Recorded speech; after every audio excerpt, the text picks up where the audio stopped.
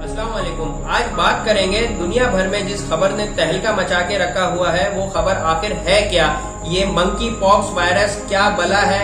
हमने तो भाई बचपन से चिकन पॉक्स के बारे में सुना हुआ है और रिपोर्ट्स के मुताबिक कहा यह जा रहा है कि HIV एड्स बीमारी की तरह इसमें भी बंदरों से इंसानों में ये वायरस फैल रहा है। साइंसदानों के मुताबिक ये वायरस है तो पुराना, लेकिन रिसेंटली अमेरिका और यूरोप में लोग इससे काफी मुतासिर हो रहे हैं।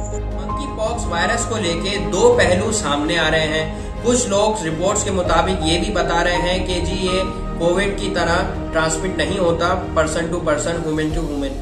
बट कुछ रिपोर्ट्स के मुताबिक ये भी कहा जा रहा है कि ये वायरस जिन एनिमल्स में ये बीमारी है या कोई भी ह्यूमन इससे कॉन्ट्रैक्ट में आया है इस वायरस से, उसके थ्रू लग सकता है। बाकी अल्लाह नोज बेटर। डॉक्टर्स के मुताबिक ये भी कहा जा रहा है कि दूसरी खतरनाक बीमारियों से अगर इसको कंपेयर करें तो मंकी पॉक्स वायरस इतना खतरनाक और जानलेवा बिल्कुल भी नहीं है। डॉक्टर्स का कहना ये भी है मंकी पॉक्स वायरस से जो इन्फेक्ट होता है, जो मुतासिर होता है, वो 2 से 3 हफ्ते में खुद ही ठीक हो जाता है। अब तक मैंने गूगल से जो नॉलेज हासिल करी, जो इसके बारे में मैंने पढ़ा, वो सब मैंने आपसे शेयर किया है। और मैं यही कहना चाहूंगा कि जो ये सोशल मीडिया पे ये जो जी अफवाहें चल रही हैं, इनसे आप कान ना धरें। आप जो है आजकल तो बहुत ही आसान हो गया, हर चीज के लिए अवेयरनेस आ जाती है। आप गूगल करें जी ये है क्या, आपको गूगल सब कुछ बता देगा।